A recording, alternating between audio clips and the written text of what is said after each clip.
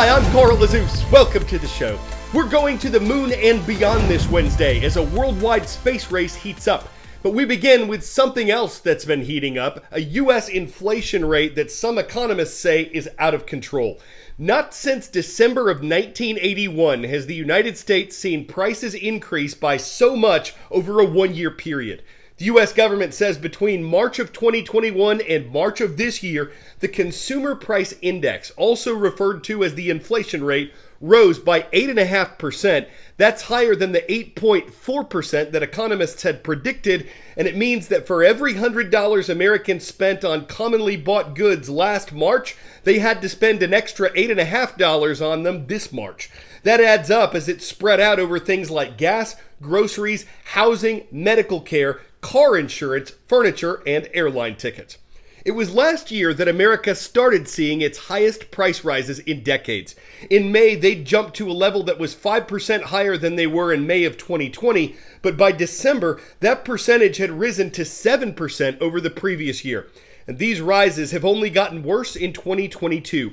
Is there a silver lining to this? Well, some economists are hopeful that inflation will soon hit its peak, its highest rate of this period, if it hasn't done that already. That would at least mean that the price increases would stop climbing higher. But even if that happened in March, and no one knows if it did, it could take months or longer before inflation rates come back down to manageable levels. 8.5% is dramatically higher than the 2% target that America's central bank has for inflation rates. Next, if you take public transportation, you might notice more police on patrol. Security's been increased at subway stations nationwide after a New York passenger set off a gas canister and started shooting at other passengers Tuesday morning. Police say none of the 10 people shot has life-threatening injuries, though some were in critical condition yesterday. Numerous others were injured in the chaos. The suspect was still on the loose when we produced this show, and security was tightened at transit systems from California to Georgia. 10-second trivia. In Greek mythology, who is Apollo's twin sister and the goddess of the moon? Artemis, Luna, Athena, or Diana? Artemis also served as the goddess of the hunt and wild animals. NASA is trying to get its Artemis 1 mission off the ground. The $4.1 billion program, which aims to return Americans to the moon, has seen a series of setbacks and delays. One of the latest issues involved a helium check valve that wasn't working as it should. But the Artemis 1 rocket was scheduled to go through a sort of dress rehearsal Tuesday afternoon. That involved turning it on, filling the tanks with propellant, simulating a launch countdown, and then draining the tanks and shutting everything back down. After that, the plan was to move the rocket back inside an assembly building and inspect the faulty valve. An Artemis mission manager acknowledged that more problems could come up, but overcoming them will bring the rocket closer to its planned launch this summer. Artemis 1 is a mission without a crew. Its aim is to fly beyond the moon and then return to Earth.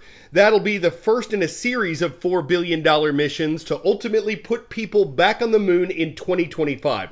But according to Space.com, that date could be pushed back again because of unexpected challenges, like the COVID pandemic that NASA says have caused delays and cost increases. A 21st century space race is hurtling forward. 2, 1, 点火! Lifting off from their satellite launch center in the Gobi Desert, China rocketed 3 astronauts towards the country's new space station. The crew will now live and work there for 183 days. It's China's longest mission yet, and a major step in the country's young space program, quickly becoming one of the world's most advanced. Though China arrived late to space exploration, the government has been investing billions of dollars in its advancement. In the past 3 years, Chinese missions have brought rock samples from the moon back to Earth for the first time in 40 years. Successfully landed an exploratory rover on the far side of the moon, and then one on Mars. They were only the second country to do so. The United States, unsurprisingly, came first. But America's cosmological dominance could soon be challenged by China, as well as other space-ambitious nations. As its space program expands, the United Arab Emirates also reached Mars, though their mission didn't touch the surface. The UAE scientific satellite began orbiting the red planet in February. The country also plans to send an uncrewed spacecraft to the moon in 2024. India hopes to do the same in 2022. After a failed attempt in 2019, the country has been inching towards a new date for the unmanned lunar landing.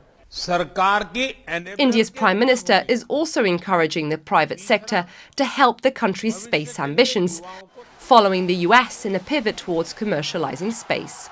Another with lunar ambitions is the European Space Agency, which is working to develop a moon lander. The ESA also has probes currently exploring the solar system. Still a player in space, Russia is planning a collaborative asteroid mission, joining forces with China for a robotic probe set for 2024. They are also hoping to launch an automatic lunar station in July. Touchdown confirmed. And in a first, both for space and cinema, a Russian film crew returned to Earth after shooting scenes on the International Space Station for the first ever movie partly filmed in space. As a whole, however, Russia's space program has dwindled from decades ago, when the Soviet Union launched the first satellite into space. In the meantime, Russia's former space rival has grown more ambitious. NASA has sent 5 rovers to explore the surface of Mars, just launched a 12-year mission to explore asteroids, and says it will soon land the first woman and first person of color on the moon. As advancements unfold, the space race is much changed from its former standoff era, now mixing contest with collaboration. Take a look at the crew on the International Space Station. Astronauts from the United States, Japan, Belarus, France and Russia.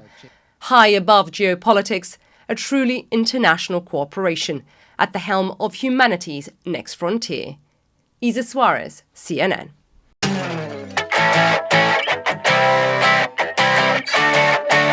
Experts say fully autonomous or driverless car technology is still in its infancy. There is a long and likely bumpy road to travel before people can get in cars that totally drive themselves.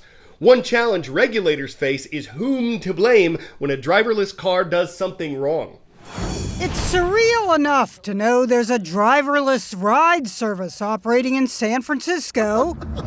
I cannot believe this is happening. But imagine you're the police pulling over a car and finding no one behind the wheel. Who you gonna ticket? Ain't nobody in it. A San Francisco police officer tried to open the door. The passerby who shot the video said the window did roll down. Everyone's favorite part? This is the great part. Cop goes back to his car. Robo-taxi says, see ya. Drives off. The Chevy Bolt cruises through the intersection and then again pulls over and puts on its flashers. Driverless car appears to flee the scene, read one headline. But the company Cruise that runs the ride service says our autonomous vehicle yielded to the police vehicle, then pulled over to the nearest safe location for the traffic stop as intended. Are you serious? How did that happen? An officer kept reaching inside the car, trying in vain to turn on the headlights. The fact that they were off was what police say led to the traffic stop. A company spokesperson says human error led to the lights being off. No ticket was issued. Police said that during the stop they made contact by phone with the remote operator. The driverless cars have nicknames like Poppy. The one that got pulled over is named Rigatoni, and for a minute, Rigatoni looked like it was in hot water. Ginny Mose, CNN, New York. They need to name more of them after pasta. It makes for great excuses if they try to get pasta police. It was just a rotini infraction. It was on its way to the Popar Deli to spaghetti some lasagna that's gotten ravioli reviews when it took things a little too farfalla, like a linguine, and you recorded its taglioni. Please, officer, give it a pizza charity. Then it'll be up to the Capatapi to decide if it gets cooked. Winter Haven High School is watching today. Shout out to our viewers from Winter Haven, Florida, and thank you for subscribing and leaving a comment on our YouTube channel. I'm Carl Azouz.